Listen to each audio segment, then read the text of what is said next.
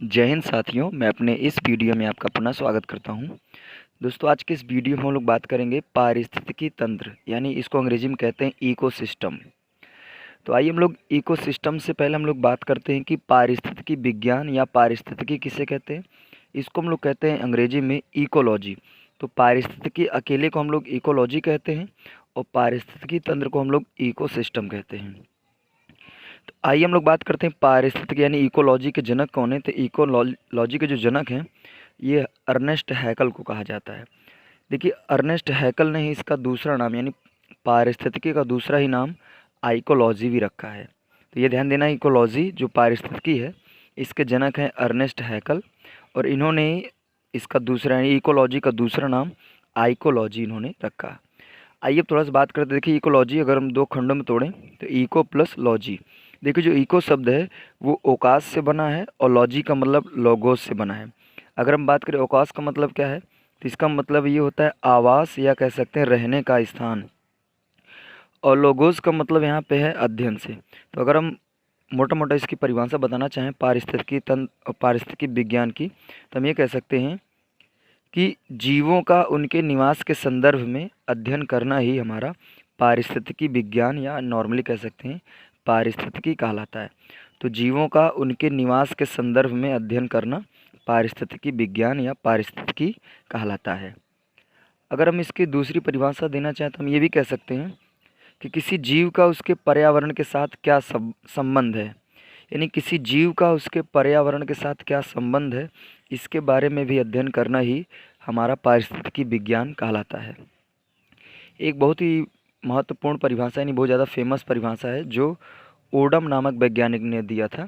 Odum ने कहा, पारिस्थितिकी की परिभाषा उन्होंने दिया कि पर्यावरण में उपस्थित जीव की संरचना और उनके व्यवहार के बारे में अध्ययन करना ही पारिस्थितिकी विज्ञान कहलाता है। तो इन्होंने ओडम ने ये भी परिभाषा पारिस्थितिकी की दी थी कि पर्यावरण में उपस्थित जीव की संरचना तथा उनके व्यवहार के बारे में अध्ययन करना ही पारिस्थितिकी कहलाता है।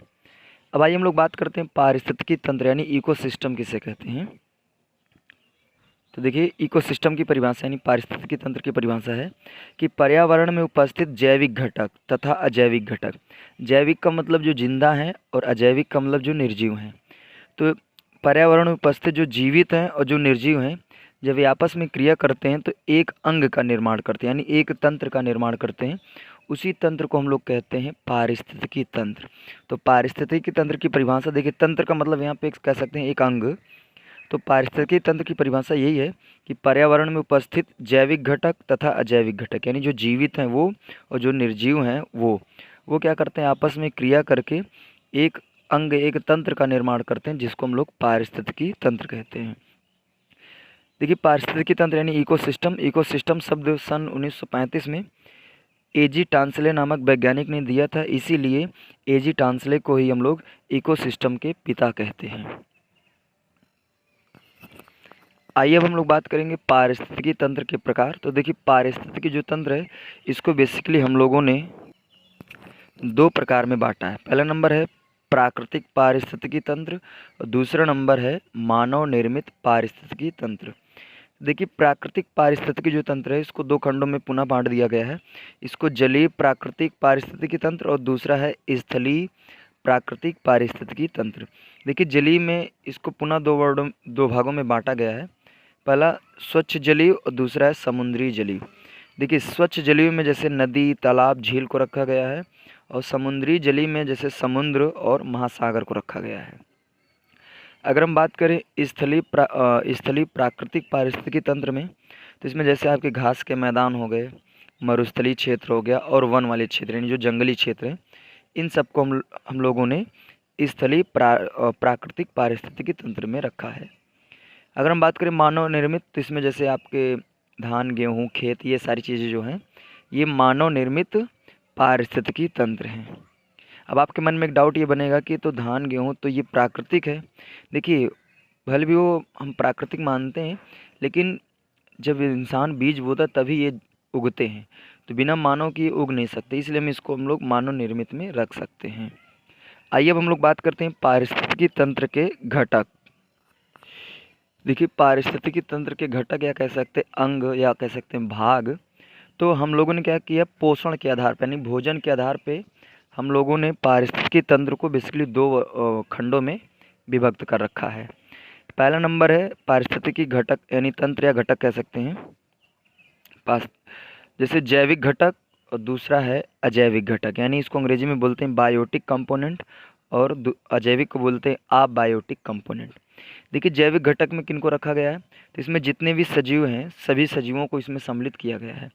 तो इसमें सभी सजीवों को सम्मिलित किया गया है, मिलाया गया है। जैसे आप समझ सकते हैं पादप, मानव, जीवाणु, तो ये सभी जैविक घटक में हैं यानी बायोटिक कंपोनेंट में हैं। अजैविक घटक की बात करें तो इसमें जैसे इसमें सभी निर्जीवों को सम्मिलित किया गया है। एग्जाम्पल में आप समझ सकते हैं जैसे प्रकाश है, तापमान, जल, हवा और वायुमंडलीय गैसें जैसे हाइड्रोजन, ऑक्सीजन, ये सब, तो ये सभी अजैविक घटक है। अब देखिए जो जैविक घटक है इनको पुनः दो भागों में बांटा गया है। इसमें जैविक घटक में पुनः दो भागों में बांटा गया, जैसे स्वपोषी घटक और दूसरा है विषमपोषी घटक। देखिए जो स्वपोषी घटक है ना, इसी को हम लोग उत्पादक भी कहते हैं, और जो विषमपोषी घटक है इन्हीं को हम लोग उपभोक्ता भी कहते हैं। देखिए स्वपोषी घटक यानी उत्पादक में पादप, जीवाणु और साइनोबैक्टीरिया। तो देखिए स्वपोषी घटक में आप ये कह सकते हैं कि ऐसे ऐसे जीव जिसमें मतलब प्रकाश संश्लेषण होता है और अपनी भोजन की प्राप्ति स्वयं कर लेते हैं, उन्हीं को हम लोग स्वपोषी घटक कहते हैं या उन्हीं को हम लोग उत्पादक कहते हैं। देखिए विषमपोषी घटक यानी उपभोक्ता किसे कहते हैं, तो जो जो कह सकते हैं स्वपोषी से या फिर कह सकते हैं स्वयं विषमपोषी पर निर्भर होते हैं, उन्हीं को हम लोग विषमपोषी घटक या उपभोक्ता कहते हैं। देखिए विषमपोषी जो घटक है इसको बेसिकली हमने 3 वर्गों में खंडित कर मतलब बांट दिया है। पहला नंबर उपभोक्ता में प्रथम श्रेणी का उपभोक्ता, द्वितीय श्रेणी का उपभोक्ता और तृतीय श्रेणी के उपभोक्ता में बांटा है। तो अगर हम बात करें प्रथम श्रेणी में किसको रखा गया है, तो प्रथम श्रेणी में उनको रखा गया है जो सीधे स्वपोषी घटक पर निर्भर करते हैं, यानी कहने का मतलब जो पेड़ पौधों पे निर्भर होते हैं उनको हम लोग प्रथम श्रेणी का उपभोक्ता कहते हैं। जैसे एग्जाम्पल की बात करें तो आपके बकरी, गाय, हिरन। और देखिए जो प्रथम श्रेणी के उपभोक्ता होते हैं उनको हम लोग शाकाहारी भी कहते हैं। शाकाहारी इसलिए कहते हैं क्योंकि ये मांस का सेवन नहीं करते हैं, ये सिर्फ पेड़ पौधों पे निर्भर होते हैं। तो जैसे एग्जांपल में आप बकरी, गाय और हिरन, इनको आप समझ सकते हैं। नेक्स्ट है उपभोक्ता में द्वितीय श्रेणी का उपभोक्ता। तो देखिए द्वितीय श्रेणी के उपभोक्ता को हम मांसाहारी भी कहते हैं, क्योंकि ये क्या करते हैं कि जो प्रथम श्रेणी के उपभोक्ता होते हैं उनको मार कर ये अपने भोजन की प्राप्ति करते हैं, यानी उनका शिकार करके अपना पेट भरते हैं। तो इनको हम लोग मांसाहारी उपभोक्ता कहते हैं, यानी द्वितीय श्रेणी के उपभोक्ता को मांसाहारी कहते हैं और ये केवल मांस का ही सेवन करते हैं।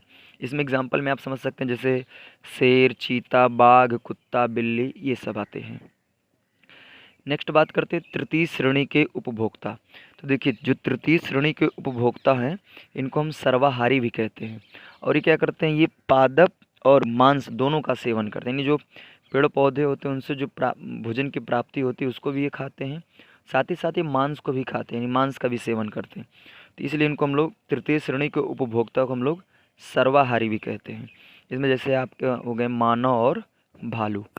तो उम्मीद करूंगा दोस्तों आज के इस वीडियो में मैंने बताने का प्रयास किया पारिस्थितिकी तंत्र क्या है और पारिस्थितिकी तंत्र के प्रकार, इसके घटक क्या क्या हैं, सारा कुछ मैंने डिस्कस करने का प्रयास किया। उम्मीद करूंगा ये वीडियो आपके लिए काफ़ी हेल्पफुल रहा होगा। इसी तरह दोस्तों मिलेंगे अगले वीडियो में, अब दीजिए इजाज़त, तब तक के लिए जय हिंद, वंदे मातरम।